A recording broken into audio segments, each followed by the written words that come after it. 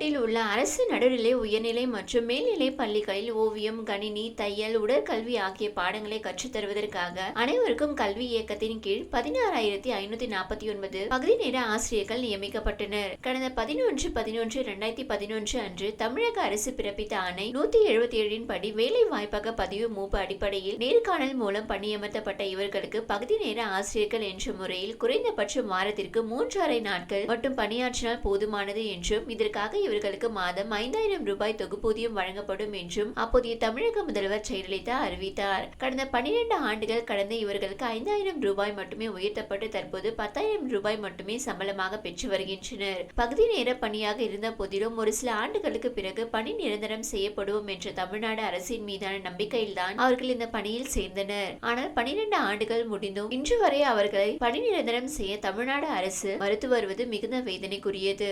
சிறப்பாசிரியர் பணிக்கு தமிழ் வழியில் படித்தவர்களுக்கான ஒதுக்கீட்டில் தேர்வு செய்யப்பட்டோருக்கு 6 ஆண்டுகளுக்கு மேலாகியும் பணியமர்த்தல் ஆணை வழங்கப்படவில்லை என கூறப்படுகிறது.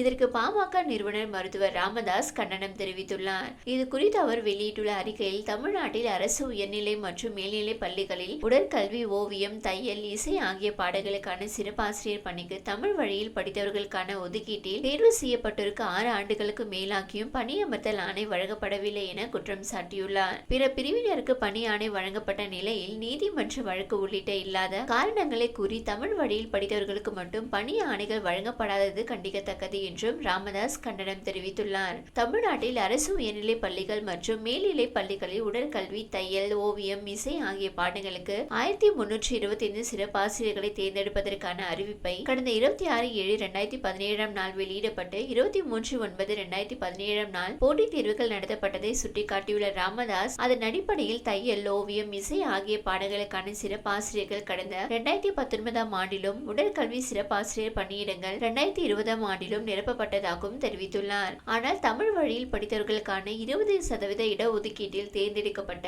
229 பேருக்கு மட்டும் 6 ஆண்டுகளுக்கு மேலாகியும் பணி ஆணை வழங்காமல் தேர்வு வாரியம் தாமதித்து வருகிறது என்றும் ஆசிரியர் தேர்வு வாரியத்தின் இவ்வளவு நீண்ட தாமதத்திற்கு எந்த நியாயமான காரணமும் இல்லை. சிறப்பாசிரியர் பணியிடங்களுக்கான தெரிவு பட்டியல் வெளியிடப்பட்ட போதே தமிழ் வழியில் படித்தவர்களுக்கான 20% இடஒதுக்கீட்டின் கீழ் தேர்வு செய்யப்பட்டவர்களின் பட்டியலும் வெளியிடப்பட்டதாக தெரிவித்துள்ளார். ஆனால் அதை எதிர்த்து சிலர் வழக்கு தொடர்ந்ததை அடுத்து தெரிவு பட்டியல் கைவிடப்பட்டது என்றும் உயர்நீதிமன்றத்தில் தொடரப்பட்ட வழக்குகளில் தீர்ப்பு வழங்கப்பட்ட பிறகு அந்த தீர்ப்புக்கு ஏற்ற வகையில் அடுத்த கட்ட நடவடிக்கையை ஆசிரியர் தேர்வு வாரியம் மேற்கொண்டிருக்க வேண்டும் என்றும் ஆனால் அதை செய்ய ஆசிரியர் தேர்வு வாரியம் மறுக்கிறது. அதற்கான காரணம் தான் தெரியவில்லை என்றும் குறிப்பிட்டுள்ளார். சிறப்பு ஆசிரியர்களுக்கான அரசு பணி வாய்ப்பு ஆண்டுக்கு ஆண்டு குறைந்து வரும் நிலையில் தேர்வு போட்டிகளில் வெற்றி பெற்று அரசு பணிக்கு சென்றால் தங்களின் வாழ்வாதாரத்தை உறுதி செய்து கொள்ள முடியும் என்ற நம்பிக்கையில் தான் பல்லாயிரக்கணக்கானோர் தேர்வுகளை எழுதினார்கள் என்று தெரிவித்துள்ள ராமதாஸ், தேர்வில் வெற்றி பெற்று தேர்ந்தெடுக்கப்பட்டோர் பட்டியலிலும் தங்களின் பெயர்கள் இருப்பது உறுதியான நிலையில் அப்பட்டியல் திரும்ப பெறப்பட்டது அவர்களுக்கு பேரிடியாக அமைந்தது என தெரிவித்துள்ளார். நீதிமன்ற வழக்குகளும் முடிவுக்கு வந்துவிட்ட நிலையில் புதிதாக தேர்ந்தெடுக்கப்பட்டோரின் பட்டியல் இன்று வெளியாகும், நாளை வெளியாகும் என்று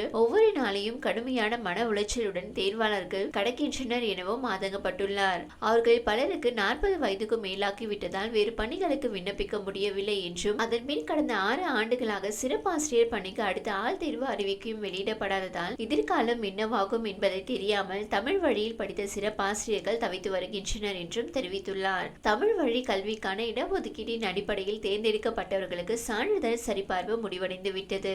இது தொடர்பான நீதிமன்ற வழக்குகள் அனைத்தும் முடிக்கப்பட்டு விட்டதால் தமிழ் வழி கல்விக்கான இடஒதுக்கீட்டில் தேர்ந்தெடுக்கப்பட்ட சிறப்பாசிரியர்களின் இறுதி பட்டியலை வெளியிட எந்த தடையும் இல்லை என குறிப்பிட்டுள்ள ராமதாஸ், தமிழ் வழியில் கற்று சிறப்பாசிரியர்களாக தேர்ந்தெடுக்கப்பட்ட 229 பேரின் பட்டியலை ஆசிரியர் தேர்வு வாரியம் உடனடியாக வெளியிட வேண்டும் என்றும் அவர்களுக்கான பணியமர்த்தல் ஆணைகளை தமிழக அரசு வழங்க வேண்டும் என்றும் வலியுறுத்தியுள்ளார்.